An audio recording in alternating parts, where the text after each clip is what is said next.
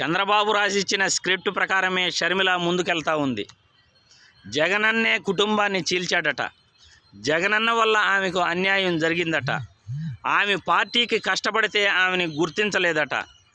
అమ్మా షర్మిలమ్మ, కాంగ్రెస్ పార్టీ నుండి జగన్మోహన్ రెడ్డి గారు బయట వచ్చినప్పుడు లక్షలాది కార్యకర్తలు కూడా జగనన్న వెంట నడిచారు.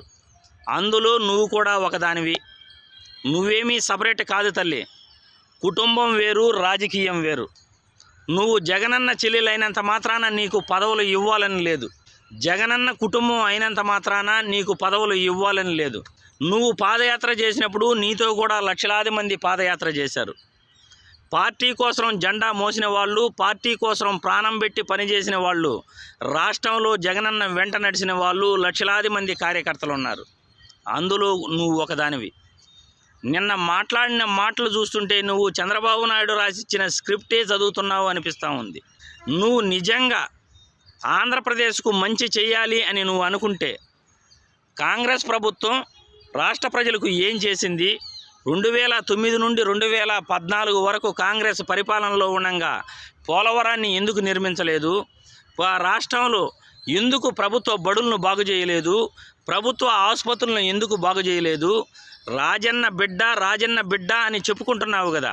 ముందుగా నువ్వు క్లారిటీ ఇవ్వాలి. ఆంధ్రప్రదేశ్ రాష్ట్రానికి నువ్వు ఏం చేశావో అది కూడా చెప్పాలి. జగన్మోహన్ రెడ్డి ఏం చేశాడో మేం చెప్తాం.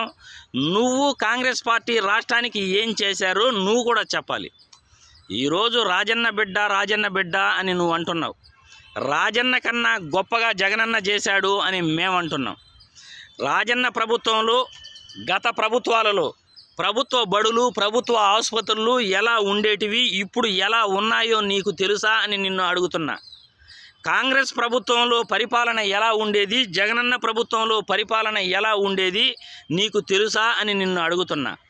ఆంధ్రప్రదేశ్ గురించి, ఆంధ్రప్రదేశ్ రాజకీయాల గురించి నువ్వు తెలియకుండా నీ నోటికొచ్చినట్లు వాగుతుంటే మేము చూస్తూ ఊరుకొనలేము షర్మిలమ్మ.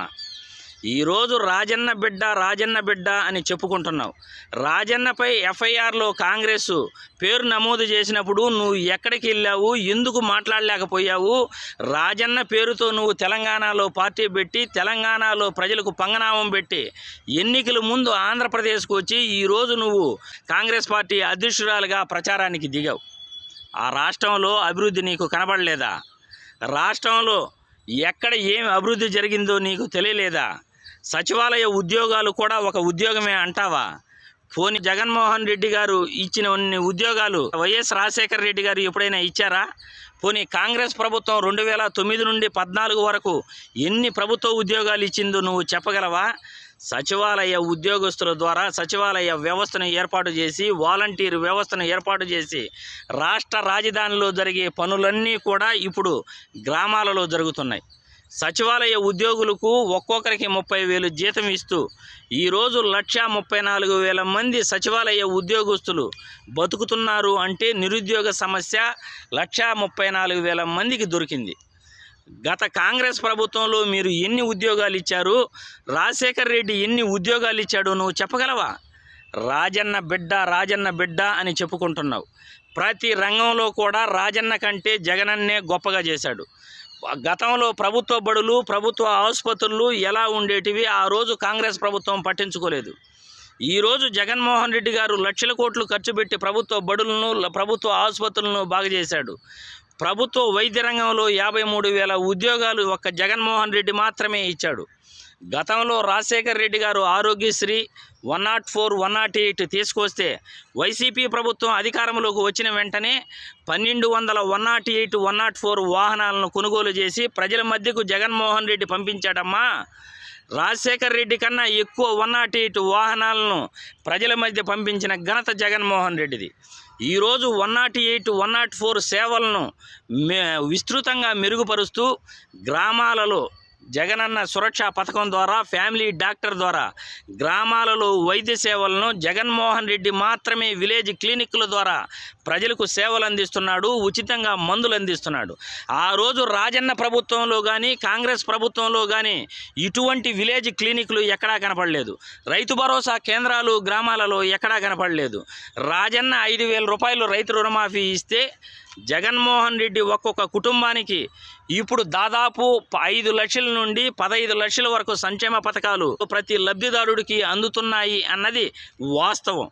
రాజశేఖర్ రెడ్డి ఇచ్చిన సంక్షేమ పథకాల కన్నా, రాజశేఖర్ రెడ్డి ఇచ్చిన అవ్వాతాతల పెన్షన్ కన్నా, చంద్రబాబు ఇచ్చిన అవ్వాతాతల పెన్షన్ కన్నా, చంద్రబాబు ఇచ్చిన సంక్షేమ పథకాల కన్నా జగన్మోహన్ రెడ్డి సంక్షేమ పథకాల ద్వారా 2.53 లక్షల కోట్లు ప్రజల అకౌంట్లో డైరెక్ట్గా అవినీతి లేకుండా ప్రతి లబ్ధిదారుడికి, అర్హుడైన పేదవాడికి జగన్మోహన్ రెడ్డి ఇస్తున్నాడు. ఏ రోజు కూడా రాజశేఖర్ రెడ్డి కానీ, లేకపోతే చంద్రబాబు కానీ, మరి ఏ ముఖ్యమంత్రులు కానీ ఇంత డబ్బు నేరుగా ప్రజల ఖాతాల్లో అవినీతి లేకుండా వేసిన చరిత్ర ఎవరికీ లేదు. రాజన్న బిడ్డ అని చెప్పుకుంటే వైఎస్ఆర్సీపీ ఓట్లు చీలిపోతాయా? రాజన్న బిడ్డ అని చెప్పుకుంటే జగన్మోహన్ రెడ్డికి ఓటేయకుండా నీకు ఓటేసేస్తారా? కాంగ్రెస్ పార్టీని మళ్ళీ అధికారంలోకి తీసుకొచ్చేస్తారా? నీకు సీఎం పదవి ఇచ్చేస్తారా? ఏం మాట్లాడుతున్నావమ్మా? రాజన్న కన్నా జగనన్నే ఎక్కువ సేవలు చేశాడు.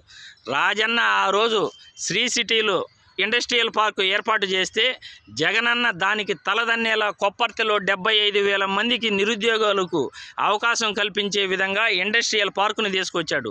పవర్ ప్రాజెక్టులు తీసుకొచ్చాడు. ఆదాని రహేజా గ్రూపులతో డేటా సెంటర్లు తీసుకొచ్చాడు. సెంచరీ ప్యానెల్ ప్లైవుడ్ సంస్థ తీసుకొచ్చాడు. రాష్ట్రంలో ఓడరేవులు తీసుకొచ్చాడు. మత్స్యకారుల కోసం ఆయన ఫిషింగ్ హార్బర్స్ తీసుకొచ్చాడు. ఫిషింగ్ ల్యాండ్ సెంటర్లు తీసుకొచ్చాడు. ఈ ఓడరేవుల వల్ల, ఫిషింగ్ హార్బర్స్ వల్ల, ఫిషింగ్ ల్యాండ్ సెంటర్ల వల్ల కొన్ని వేల మందికి ఉపాధి కలుగుతుంది.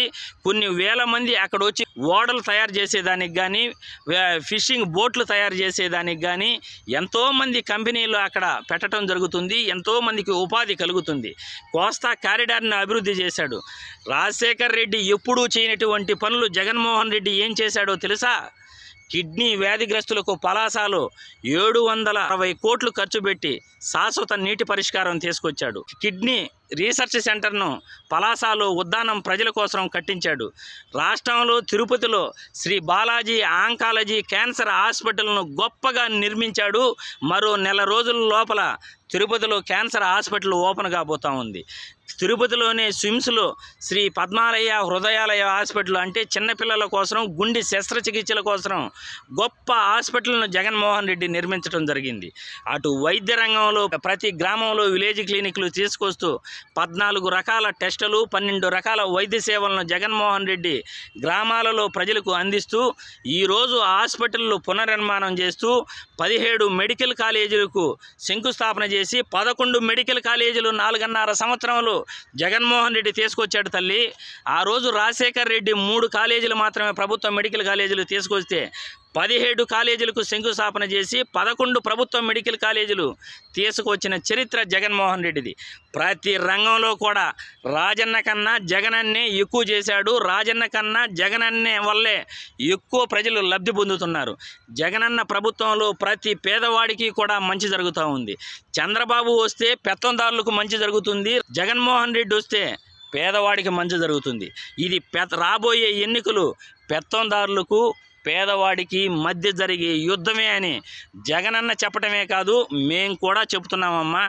ఈరోజు చంద్రబాబు కానీ, కాంగ్రెస్ కానీ, బీజేపీ కానీ ఎవరు వచ్చినా కానీ పేదవాడికి న్యాయం జరగదు అని తేట తెల్లంగా చెబుతున్నాం.